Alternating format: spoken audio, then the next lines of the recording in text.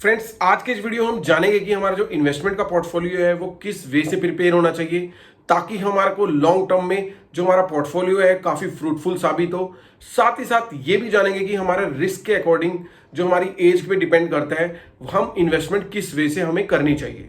तो फ्रेंड्स, देर ना करते अपने वीडियो को स्टार्ट करते हैं। मैं हूं दीपक और आप सबका स्वागत है एक बार फिर से आपके अपने यूट्यूब चैनल बचत ज्ञान में।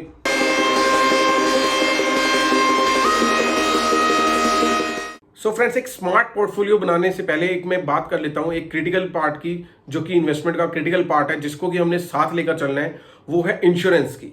यहां पे हम बात करेंगे लाइफ इंश्योरेंस की और हेल्थ इंश्योरेंस की। तो फ्रेंड्स, आप जैसे ही अपनी अर्निंग स्टार्ट करते हैं तो आपको इंश्योरेंस को अपने साथ लेकर जरूर चलना है। यहां पे मैं आपको रिकमेंड करूंगा, अगर हम लाइफ इंश्योरेंस की बात करें तो आपने एक टर्म इंश्योरेंस को जरूर लेना है।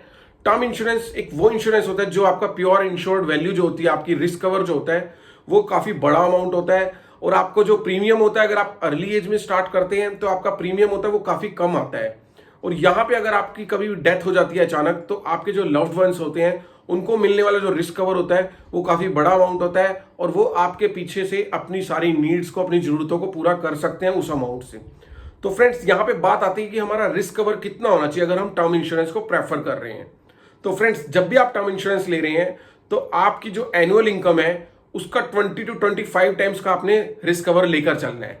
अगर सपोज वन यहाँ पे हम एक एग्जांपल लेते हैं, अगर आपकी ईयरली इनकम 5 लाख है तो आपने अपना जो टर्म इंश्योरेंस में रिस्क कवर लेना है वो आपने 1 करोड़ टू 1.25 करोड़ रुपीज का लेना है।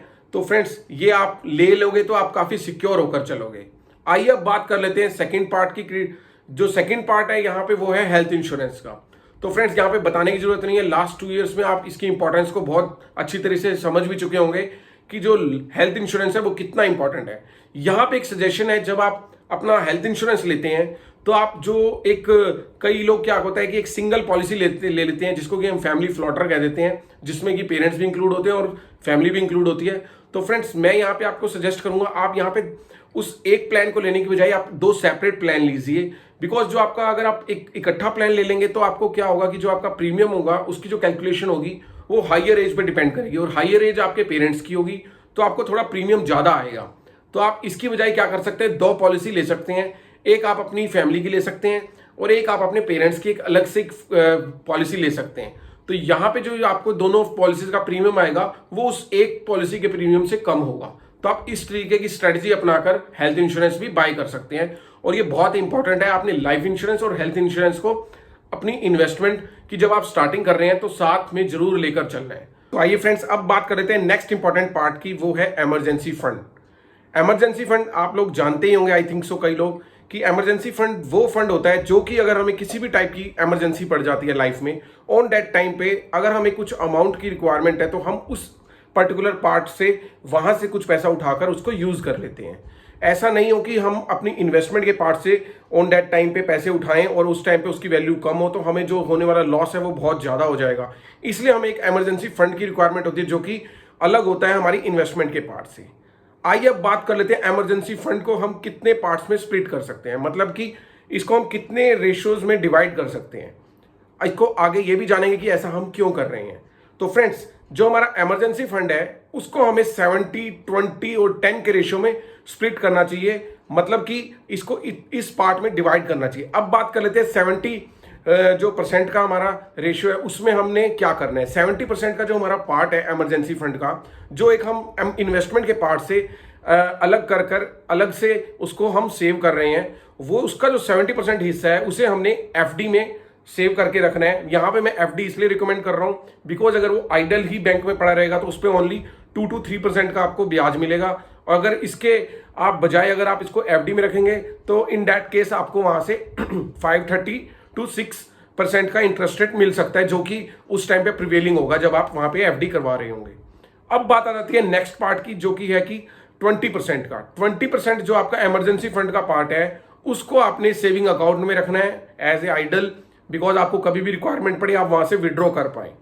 जो हमारा 20% पार्ट है इसको हम यहाँ पे इसलिए रख रहे हैं क्योंकि हमें अचानक जरूरत पड़ती है तो हम एफडी को ऑन दैट टाइम पे टर्मिनेट अगर इन केस नहीं कर पा रहे हैं तो हम सेविंग अकाउंट से अपने पैसे विड्रॉ करके अपनी इमरजेंसी को कैटर कर सकते हैं।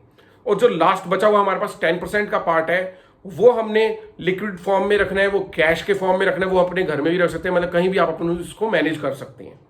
तो फ्रेंड्स ये तो था इमरजेंसी फंड का पार्ट। आइए अब बात कर लेते हैं मेन पार्ट की, जो कि हमारा पोर्टफोलियो का पार्ट है, जिसको कि हम इन्वेस्टमेंट कहते हैं। यहां पे सबसे पहले हम बात कर लेते हैं कि कितना अमाउंट हमने इन्वेस्ट करना है अपनी इनकम का। तो फ्रेंड्स इसको हम बजटिंग कहते हैं। सपोज वन हमारी इनकम जो है उसका टोटल अमाउंट 20,000 है, तो हमें उसकी जब बजटिंग करनी है तो उसका हम 50-30-20 का रूल फॉलो कर सकते हैं। मतलब कि उसका 50% हमने जो है वो हमने खर्च करना है अपनी नीड्स पर। यहां पे हम बात करेंगे बेसिक नीड्स की। नीड्स मींस रोटी, कपड़ा, आपकी ईएमआईज, आपकी जो भी लाइबिलिटीज हैं जो कि मस्ट हैं, जिसके बिना आप अपना जीवन नहीं जी सकते, that is the part of your needs. उसको आप काउंट करोगे अपने 50% में। रेस्ट जो बचा 30%, उसको आपने यूज करना है अपनी वांट्स, अपनी डिजायर के लिए। इसमें आप क्या आ सकते हैं, कोई भी आप फोन परचेज कर सकते हैं, इस टाइप के शौक अगर आपके हैं, या फिर अब कार खरीदनी है, इस टाइप के शौक आपने जो पूरे करने हैं, वो उसके लिए आपने ये 30% पार्ट अलग से रखना है अपनी डिजायर्स के लिए। अब बात कर लेते हैं लास्ट 20% पार्ट का, जो कि टोटल अमाउंट ही आपका इन्वेस्टमेंट पर्पस के लिए होना चाहिए, जिसको कि आपने एक डिसिप्लिन वे में इन्वेस्टमेंट करके चलना है। अब बात आ जाती है कि आप कितनी इन्वेस्टमेंट किस तरीके से कहां पे कर सकते हैं। यहां पे हमने 20% अपनी इनकम का पार्ट को इन्वेस्टमेंट करना है। अब बात आती है कि हमने इसके कितना रिस्क बियर कर सकते हैं हम अपनी इन्वेस्टमेंट को लेकर। तो फ्रेंड्स सबसे पहले हमें इसके लिए एक छोटा सा एग्जांपल हम यूज कर सकते हैं, या एक फॉर्मूला कह सकते हैं, इसको यूज कर सकते हैं। सपोज वन अगर हमारी एज 25 है, इन दैट केस आपने क्या करना है, अपनी एज को अगर आप 100 से लेस करेंगे, तो यहां पे अगर हम अपना एग्जांपल लें 100 - 25, देन आपकी 75% जो आपकी इन्वेस्टमेंट का पार्ट है वो एक रिस्की मतलब कि एक वो वाली इन्वेस्टमेंट में होना चाहिए जहां से आप एक एक्साइटिंग रिटर्न्स पा सकते हैं। और जो बचा हुआ 25 जो आपकी एज है, वो वाला पार्ट, उतना पार्ट आपकी इन्वेस्टमेंट का होना चाहिए एक प्रेडिक्टेबल रिटर्न वाले किसी इंस्ट्रूमेंट में। मतलब कि इसको मैं एक अलग वे से डिफाइन कर सकता हूं।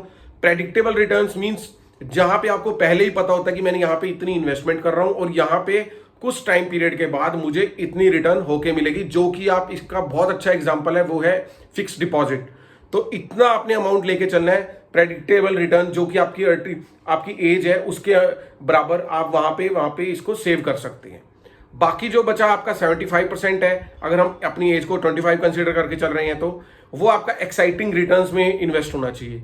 वो आपका एग्जाम्पल हो सकते हैं, आप कमोडिटी में इन्वेस्ट कर सकते हो, स्टॉक्स में इन्वेस्ट कर सकते हो, म्यूचुअल फंड्स में इन्वेस्टमेंट कर सकते हो। तो फ्रेंड्स यहां से आप अपना रिस्क कैलकुलेट कर सकते हो। ये बहुत ही एक सिंपल फॉर्मूला है। अगर आपकी एज, यही ना सोचिए अगर आपकी एज 35 हो गई है या 40 हो गई है और आप सोच रहे हैं हम बहुत लेट हो गए इन्वेस्टमेंट करने में, तो आपने क्या करना है, आपने भी यही फॉर्मूला यूज करना है। अगर आप 35 के हो गए हैं तो आपने अपनी एज को 100 में से अगर आप लेस करते हैं, देन 65 आता है, तो आपने 65% अपनी जो सेविंग का पार्ट है, इन्वेस्टमेंट का पार्ट है, उसको आपने एक रिस्कियर इन्वेस्टमेंट, मतलब कि जो जहां पे आपकी प्रेडिक्टेबल रिटर्न नहीं होती, मतलब रिस्कियर का मीन्स ऐसा नहीं है कि वहां पे आपके पैसे डूब जाते हैं, मतलब ये होता है कि वहां पे आप थोड़ा वेट करते हो और आपको एक्साइटिंग रिटर्न्स भी मिलती हैं, जो कि एक स्टॉक्स में भी हो सकता है, म्यूचुअल फंड्स में भी हो सकता है, वहां पे आप, या कमोडिटी में भी हो सकता है, वहां पे आप इसको इन्वेस्ट करके चलें। जो बचा हुआ आपकी एज जितनी बची 35 है, तो 35% आप अपनी इन्वेस्टमेंट को एक प्रेडिक्टेबल रिटर्न, मतलब कि एक सेफ रिटर्न देने वाले इंस्ट्रूमेंट में इन्वेस्ट करके चल सकते हैं। तो फ्रेंड्स इस टाइप की स्ट्रेटेजी आप फॉलो कर सकते हैं और आपका यहां से रिस्क भी इजीली कैलकुलेट हो जाएगा। तो यहां पे फ्रेंड्स आप इस तरीके से अगर अपने पोर्टफोलियो को बनाकर चलेंगे तो डेफिनेटली आप लाइफ में बहुत जल्दी एक अच्छा कॉर्पस तैयार कर लेंगे, और कोई भी आपके सामने लाइबिलिटीज आती है पैसों से रिलेटेड, तो उसको इजीली आप मैनेज कर लेंगे। तो फ्रेंड्स इस तरीके से आपने अपने पोर्टफोलियो को बनाकर चलना है। इंश्योरेंस भी एक आपका पार्ट होना चाहिए, जो कि मैंने आपको स्टार्टिंग में बताया। उसके बाद आपने इमरजेंसी फंड को एक सेपरेट वे में प्रिपेयर करके चलना है। उसको किस वे से कैटेगराइज करना है वो भी मैंने आपको आगे डिफाइन किया। और जो लास्ट और मेन पार्ट था आपके पोर्टफोलियो का, इन्वेस्टमेंट जो कि आपके रिस्क प्रोफाइल के अकॉर्डिंग होती है। आप रिस्क को इस तरीके से भी एक ब्रीफ वे में ऐसे कैलकुलेट कर सकते हैं।